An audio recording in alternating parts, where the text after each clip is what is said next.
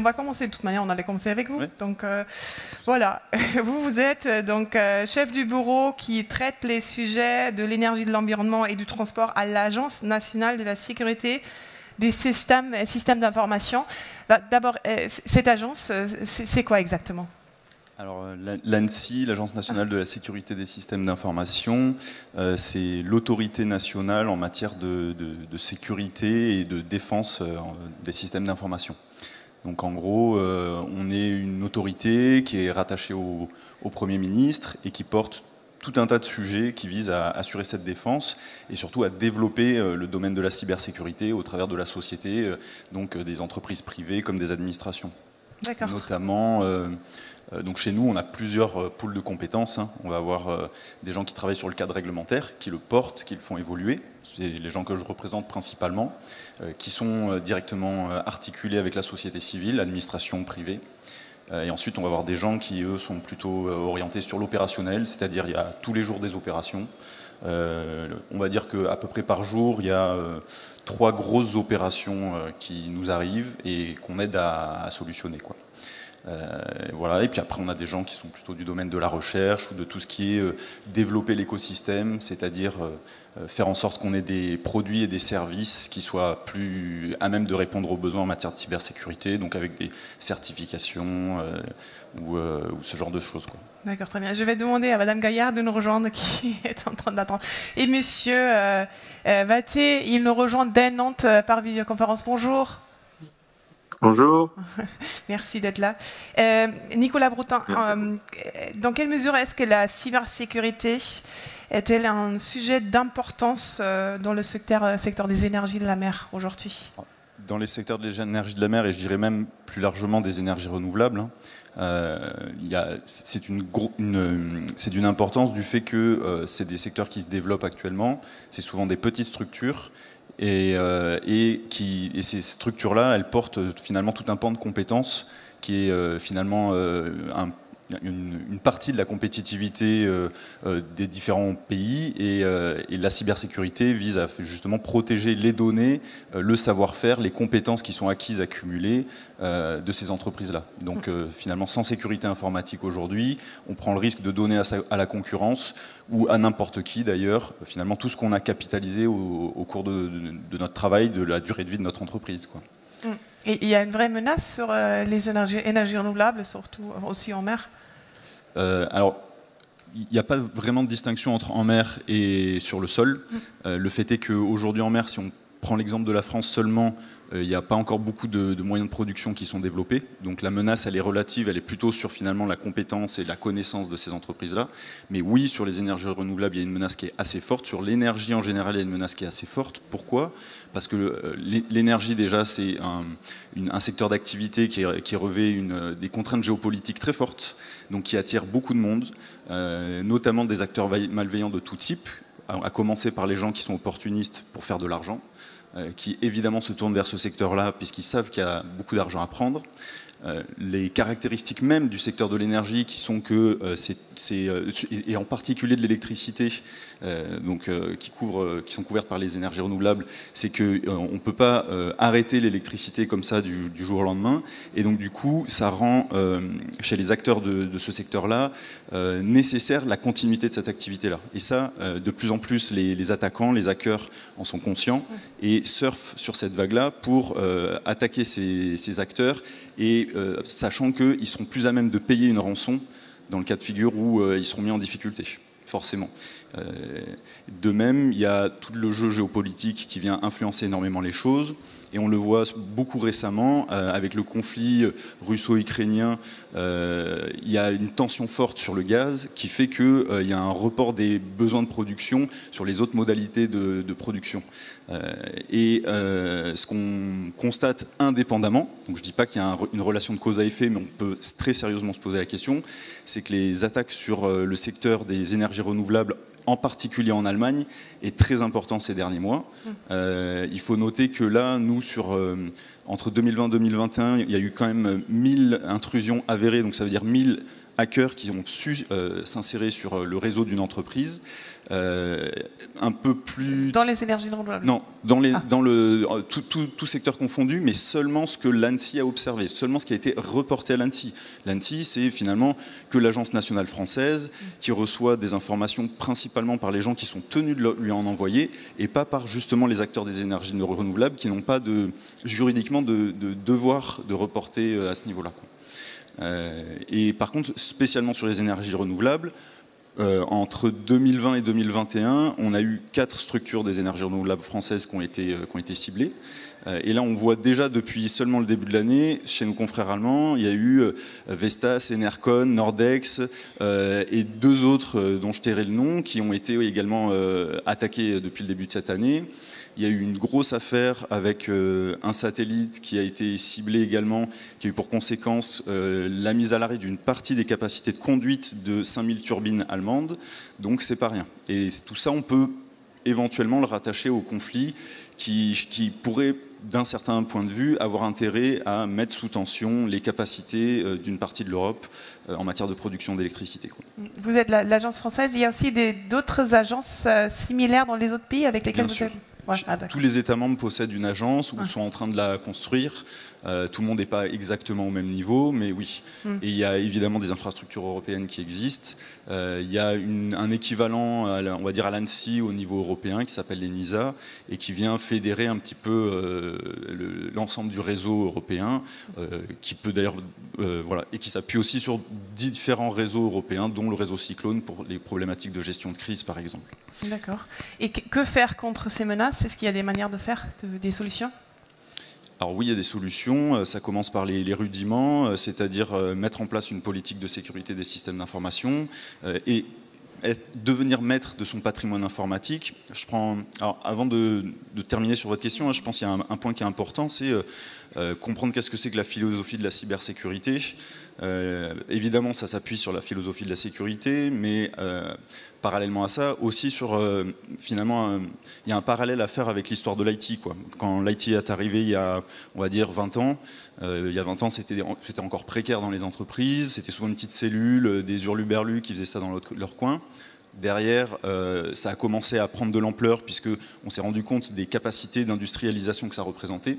Et aujourd'hui, petit à petit, on se rend compte que tous les métiers, évidemment, bénéficient d'un support informatique.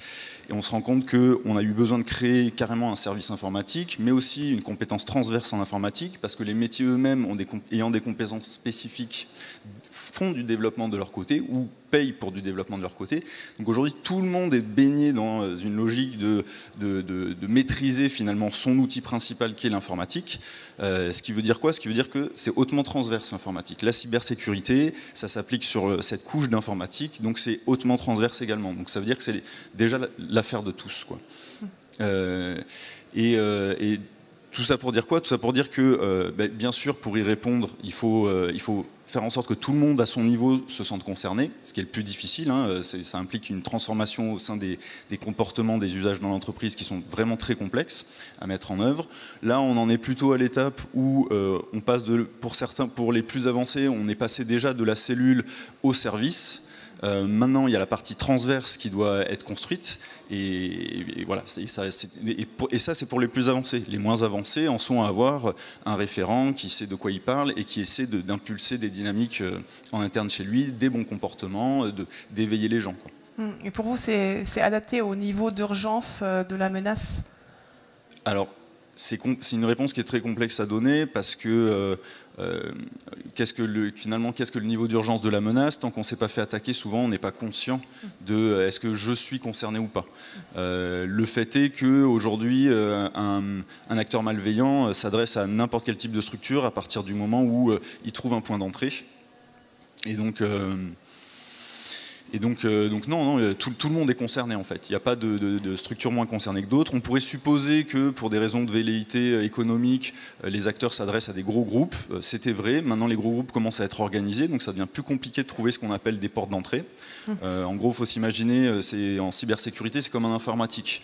On a un périmètre. Donc le périmètre de votre entreprise, c'est le parking, le bâtiment, les bâtiments, et on sécurise tout autour de ce périmètre-là. En cybersécurité, c'est pareil. c'est pareil, c'est-à-dire que notre périmètre, c'est tout ce qu'on a comme patrimoine informatique. Et là, ça devient compliqué. Donc, ça répond à la question aussi que vous posiez tout à l'heure, c'est par où commencer. Commencer par maîtriser son patrimoine informatique, c'est une nécessité. Et c'est quasiment jamais le cas, y compris chez les acteurs les plus avancés. C'est très compliqué, du fait de la transversalité, du fait qu'on a un service, mais aussi des métiers qui développent de leur côté, de savoir finalement qu'est-ce qu'on a vraiment comme développement, qu'est-ce qu'on a comme point d'entrée sur son réseau, sur son architecture. Et donc du coup, plus on a un réseau qui est développé et qui est non maîtrisé, plus on a une surface d'attaque importante, des portes d'entrée nombreuses, et donc plus on est soumis au risque. Et donc là, je retombe sur votre dernière question, c'est finalement les acteurs malveillants, eux, ce qu'ils vont aller chercher, c'est la facilité. Et aujourd'hui, là, dans le dernier état de la menace qu'on relève donc entre 2020 et 2021, on se rend compte qu'il y a plus de 50% des structures qui sont attaquées qui sont des ETI, PME, TPE. Donc et je pense que ça concerne énormément les énergies renouvelables, parce que beaucoup d'acteurs des énergies renouvelables sont dans ce cas de figure-là. Des gens de la supply chain, des structures qui veulent développer des moyens de production nouveaux, et ainsi de suite, quoi. Et d'ailleurs, on se rend compte que de plus en plus, les attaquants se professionnalisent. Ça veut dire quoi? Ça veut dire qu'aujourd'hui, une structure d'attaquants, donc d'acteurs malveillants, qui soit rattachée ou non à une structure, enfin à un État, parce que de plus en plus, on se rend compte que certains acteurs malveillants ont des liens avec des États. Ces gens-là sont de plus en plus structurés. Ça veut dire quoi? Ça veut dire qu'ils ont des services comme chez nous, un service juridique, un service administratif, un service logistique, un service opération, expertise, ainsi de suite, ainsi de suite. Et donc de plus en plus, ils se posent la question d'avoir un service ingénierie pour comprendre les mécanismes industriels, pouvoir aller plus facilement sur les systèmes industriels. Surtout, plus facilement, ça veut dire quoi? Ça veut dire plus facilement appuyer là où ça fait mal. Aujourd'hui, n'importe qui ne va pas faire du mal à un système industriel en ayant accès, en modifiant des paramètres. Par contre, quelqu'un qui sait où aller taper, lui, il pourra faire mal plus facilement et du coup obtenir une réponse favorable à sa demande, qui pourrait être justement une demande de rançon. Voilà, grosso modo. Après, ce qui est important à dire, c'est que donc toujours dans la continuité, à répéter, pardon, il faut évidemment se poser la question d'avoir une politique de sécurité des systèmes d'info, commencer à vraiment être draconien sur quel est mon périmètre au niveau des SI que je possède, de mon patrimoine de SI.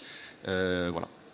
Ou alors peut-être avoir une bonne assurance. On va poser ces questions à... Tout à fait. L'assurance commence à rentrer sérieusement sur les questions de cybersécurité. Mais une assurance, ça veut dire aussi être au niveau en matière de cybersécurité, parce que les assureurs ne sont pas fous, ils sont même très bons à ce niveau-là. Ils vont poser des exigences concrètes vis-à-vis de leurs assurés, quoi.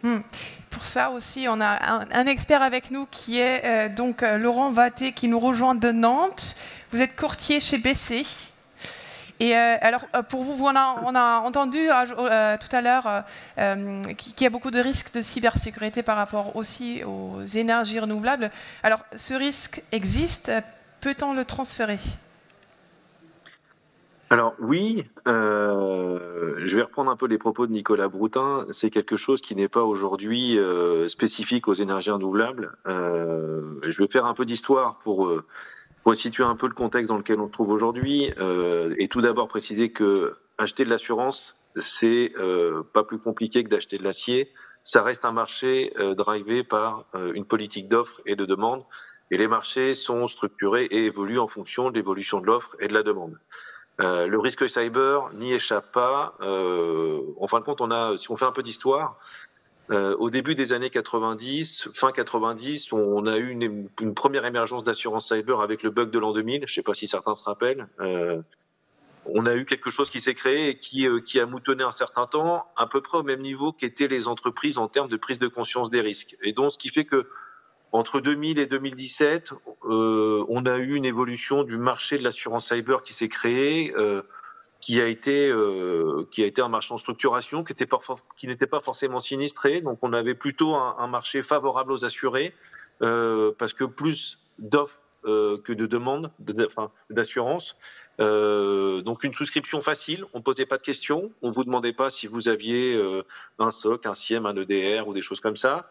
Les prix étaient relativement faibles. Les capacités, c'est-à-dire les limites d'indemnisation disponibles, était plutôt importante, ce qui fait qu'on avait un vrai marché, on va dire, d'assurés, où pour ceux qui avaient pris conscience du risque et de son importance, trouver des garanties assez facilement, et c'est un risque qu'on pouvait transférer. Et il y a eu un point de rupture, je vous dirais un point de rupture qui se situe autour de 2017-2018, où là, on a eu des événements qui se sont appelés, je pense que tout le monde s'en rappelle, WannaCry, Petya, NotPetya, des ransomware, et on a vu arriver, et on a vu certains clients et certains gros industriels comme Saint-Gobain, comme Renault par exemple, pour ne pas les citer, touchés et impactés très fortement dans la continuité de leur activité, dans le fonctionnement même de leur entreprise. Et quelque part, le marché de l'assurance s'est rendu compte qu'on était en face d'un risque systémique qui pouvait, indépendamment de la cible, toucher l'intégralité d'un système, voire même d'un pays, voire même d'un réseau mondial. Et à partir de là, il y a eu un point de bascule. On a un marché qui s'est retourné. On a une sinistralité qui est restée galopante depuis 2017-2018. Comme le précisait Nicolas Broutin, on a quand même constaté un certain nombre d'événements qui sont reportés à l'ANSSI, qui sont assez conséquents en nombre. Et ce n'est peut-être que la surface, on va dire, et que la partie immergée de l'iceberg. Nous, ce qu'on constate sur le marché de l'assurance depuis 2018 à peu près, c'est que pour 1 euro de prime collectée, un assureur a payé 2 euros de sinistre. Donc globalement, on a un marché de l'assurance qui a été lui aussi très fortement sinistré, très fortement impacté, qui s'est complètement retourné. Et quand on dit se retourner, ça veut dire que tout ce qu'on trouvait facilement il y a plusieurs années, comme je vous le disais tout à l'heure, entre 2000 et 2017, les prix étaient relativement faibles, les prix ont explosé. Les limites d'indemnisation disponibles, qui étaient très élevées il y a quelques années, se sont considérablement réduites. Les garanties accordées et même les niveaux de franchise ont explosé. Et quand on dit exploser, c'est pas un petit mot. Aujourd'hui, pour des grands industriels français, les niveaux de franchise sur des polices d'assurance de risque cyber se chiffrent en millions d'euros, à minima. Et on en voit avec des niveaux autour de 2, 3, 4, 5, 10, 15 millions d'euros.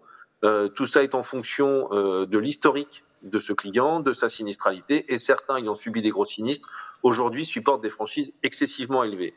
La souscription de ces polices-là est devenue excessivement plus complexe qu'elle l'était il y a quelques années. On a des assureurs qui ont réellement pris conscience de leurs risques, qui ont réellement pris conscience de leurs expositions, qui travaillent et qui imposent aux clients, quelque part, de poursuivre et de démontrer des capacités fortes en termes de prévention, de protection. La souscription se fait souvent par l'aide soit de consultants, soit d'ingénieurs propres aux compagnies d'assurance, qui sont des ingénieurs en sécurité informatique et qui vont poser des questions sur l'Active Directory, sur un EDR, sur la gestion du SOC, du SIEM. On rentre très loin dans la structuration du système d'information d'une entreprise pour pouvoir déterminer si, elle est assurable et si elle l'est, à quelles conditions de limite, de prix et de franchise. Donc on a aujourd'hui un marché de l'assurance qui doit faire face à la gestion d'un risque systémique et qui s'en prémunit autant que faire se peut avec un aspect très sélectif dans la souscription, et lorsque l'étape est franchie de l'assurabilité d'une cible, les conditions d'assurance, elles, aujourd'hui, sont quand même relativement dures. Et on espère que tout ça va se détendre un peu dans les années à venir, mais globalement aujourd'hui, on est encore dans une position un peu d'attente. La situation géopolitique à laquelle on fait face influe aussi, puisqu'il y a une forme de menace qui est attachée à cette situation, qui est pas forcément très perceptible, mais qui est crainte. Et à partir du moment où il y a une crainte du côté d'un assureur, on a forcément une position qui peut être un peu de repli ou d'attente dans la gestion de ses risques et de son portefeuille. Juste très brièvement, comment ça se décline pour les énergies en mer? Alors, les énergies en mer, c'est aujourd'hui une activité. Le monde de l'énergie, comme le dit M. Broutin, est très exposé. Le monde de l'énergie en mer est exposé aussi. Faut savoir qu'une assurance cyber aujourd'hui va répondre sur, on va dire, le risque cyber peut impacter sur une énergie en mer les installations à travers des dommages matériels, le système d'information qui pilote l'énergie en mer, souvent terrestre, voire même exclusivement terrestre, et puis les pertes de revenus que vous pourriez subir du fait d'une interruption de production d'un champ hydrolien, éolien, peu importe, pendant le temps d'interruption. Comme je vous l'expliquais, le marché de l'assurance est excessivement prudent, ce qui fait qu'aujourd'hui, en termes de couverture des dommages matériels, que ce soit pendant les phases de construction ou d'opération, il n'y a pas de solution d'assurance, il n'y a pas de garantie. Les assureurs se protègent avec des clauses standards de marché qui s'appliquent sur tous les contrats, qui sont des clauses anglaises, qui fassent que globalement, toutes les conséquences d'une prise de contrôle d'un système qui pourrait générer du dommage matériel, si par exemple on met des éoliennes offshore dans des positions qui ne sont pas celles attendues pour la sécurité des machines, on peut générer des phénomènes vibratoires, des choses comme ça, qui pourraient générer à terme des dommages matériels. Aujourd'hui, on n'a pas de réponse pour ça. Ensuite, l'assurance cyber peut répondre sur l'atteinte au système d'information en lui-même ou les pertes de revenus. Le problème aujourd'hui sur ces garanties-là, c'est que, comme je vous le disais préalablement, les niveaux de franchise sont excessivement élevés et sur des installations en mer, on peut avoir des niveaux de franchise qui sont souvent formulés en nombre de jours d'arrêt. Donc il faudrait qu'on ait une interruption de réseau qui soit supérieure à 60 ou 90 jours pour que possiblement on puisse trouver des garanties d'assurance. Donc aujourd'hui, c'est des sujets qu'on a beaucoup de mal à adresser sur les marchés d'assurance et on y travaille fortement, on a plusieurs pistes en cours, mais c'est des sujets qui ne sont pas traités aujourd'hui, qui ne génèrent pas beaucoup d'appétit, pour être très honnête avec vous, parce que les risques offshore sont des risques qui, par définition, ont toujours fait peur aux assureurs. Dès qu'on met un pied en l'eau, mettre un pied à l'eau, c'est créer du risque, une zone d'incertitude sur notamment le coût des moyens pour intervenir en mer. C'est une branche d'assurance qui est très particulière, qui est très isolée du reste, qui est très isolée de ce qui se fait dans le monde de l'énergie de façon globale. L'assurance des EMR, c'est un monde et c'est un périmètre d'assureurs limité, contraint, avec lequel on travaille et c'est avec lequel on essaye de trouver des solutions. On avance, chaque jour on avance un peu plus, mais aujourd'hui on est quand même pris un peu dans une forme d'étau qui fasse que les capacités sont très peu disponibles et quand elles le sont à des conditions qui ne répondent pas aux attentes d'une installation offshore. Donc le message, et comme le disait Nicolas Broutin aussi, c'est de la prévention, de la protection des systèmes, pour réduire au maximum les surfaces d'attaque. C'est aujourd'hui, je pense, pour des développeurs ou des propriétaires d'actifs en mer d'énergie marine, la nécessité première. Ne cherchez pas forcément la solution dans le transfert de risque. La solution est dans la mitigation du risque. Il faut prévenir, il faut protéger autant que faire se peut pour que la surface d'attaque soit la plus réduite et les conséquences les plus limitées possibles. Juste sur la... Agnès, vous dire... Comme vous voulez. Les spécificités de l'éolien en mer également, c'est le fait qu'il soit isolé. Donc un hacker, il peut accéder au réseau soit à distance, soit physiquement. L'éolien en mer, c'est très isolé. Donc la sécurité physique va avoir un rôle à jouer. Et l'interconnexion avec les autres acteurs de l'énergie également. C'est quelque chose que vous, Madame Gaillard, excusez-moi, Agnès Gaillard, vous connaissez certainement. Vous êtes directrice générale d'Améthyste, éditeur de logiciels français dédié à la gestion de l'intégrité des sites industriels depuis 22 ans. Et depuis 2 ans, vous êtes actif dans le secteur des éoliennes en mer. Enfin, parlez-nous de votre travail. Dans quelle mesure est-ce que la disponibilité de la donnée est cruciale pour vous et notamment aussi, évidemment, pour la gestion des risques? Alors, tout ce que vous avez dit tous les deux est passionnant et voilà, on est complètement dans ce domaine-là. La donnée, elle est fondamentale. Je crois que tout le monde est sensibilisé à ça aujourd'hui avec les réseaux sociaux, entre autres. Votre carnet de santé, vous n'avez pas envie de le mettre sur Facebook. Voilà. Le carnet de santé d'une entreprise, d'un industriel, on n'a pas envie de le voir sur Facebook. C'est quelque chose de très sensible. Et donc nous, ce que l'on propose en fait aux industriels, c'est une plateforme qui va leur permettre d'identifier toutes les menaces qui vont les empêcher en fait de réaliser leurs objectifs stratégiques. Est-ce que vous pourriez tenir les micros un peu plus proches? Ok. Donc, dans ces objectifs stratégiques, c'est évidemment la production. Donc on veut ne pas perdre une journée de production, essayer d'optimiser au maximum. Et donc on est parti il y a 22 ans sur les équipements sous pression dans le monde de l'oil and gas. Donc l'objectif c'était vraiment d'identifier les mécanismes de dégradation. Donc forcément il y a de l'algorithme de calcul, donc forcément la donnée est importante et forcément c'est important que l'industriel soit propriétaire de ces données. Aujourd'hui c'est fondamental. Les données elles ne doivent pas rester dans les mains d'un prestataire extérieur de maintenance ou d'un fabricant. Elles doivent être chez l'industriel, il doit pouvoir, c'est son patrimoine et il doit pouvoir y avoir accès, c'est fondamental. C'est pas parce qu'une société de maintenance va vous faire un contrat pendant 10 ans, au bout de 10 ans, vous devez avoir les données historiques, parce que si vous voulez continuer à suivre l'état de santé de votre asset, vous avez besoin de cet historique de données, comme vous avez besoin des données de temps réel. Et donc ça, c'est ce que l'on utilise en mode hybride, aussi bien des données du passé et des données du réel pour pouvoir prédire l'avenir. D'accord. Alors, je rebondis sur la cybersécurité. Il y a 20 ans, en fait, les industriels, ils étaient dans un monde fermé.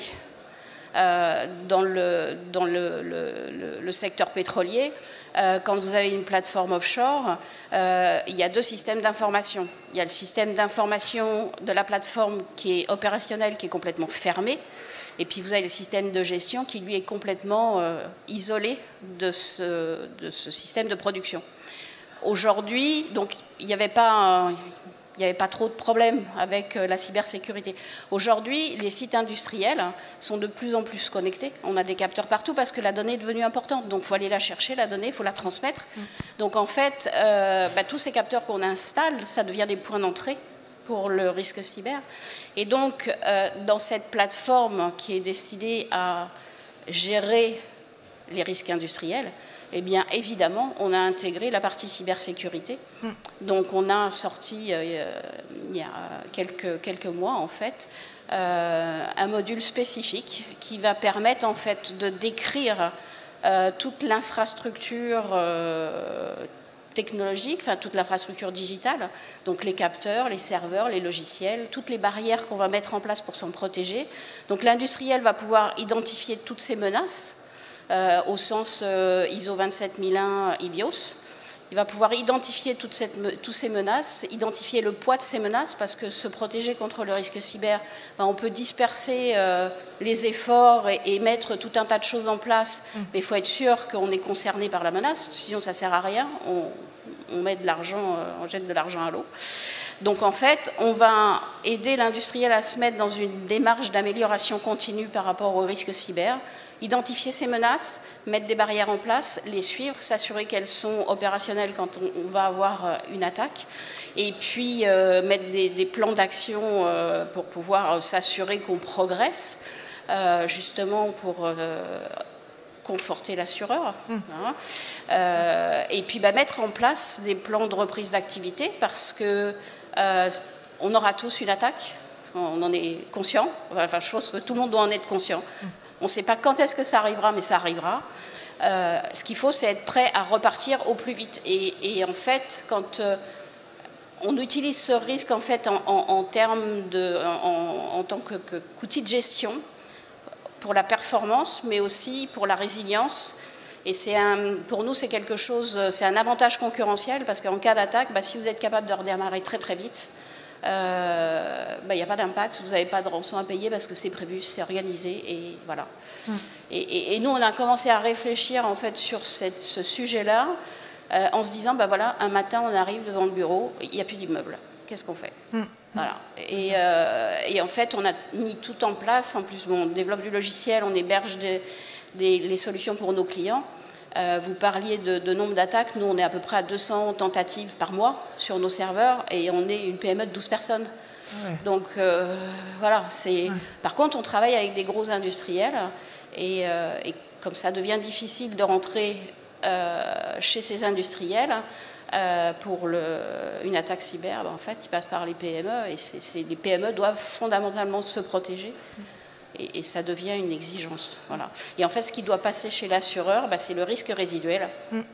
Mais il faut avoir vraiment pris conscience et fait son audit et fait son travail d'amélioration. D'accord. D'ailleurs, on travaille avec un cabinet d'assurance pour mettre en place une offre de façon à ce que ses clients puissent avoir cette démarche d'audit en amont avant de les assurer, de façon à ce que quand il y a un accident, l'assuré ne se trouve pas dans une exclusion et ne soit pas remboursé.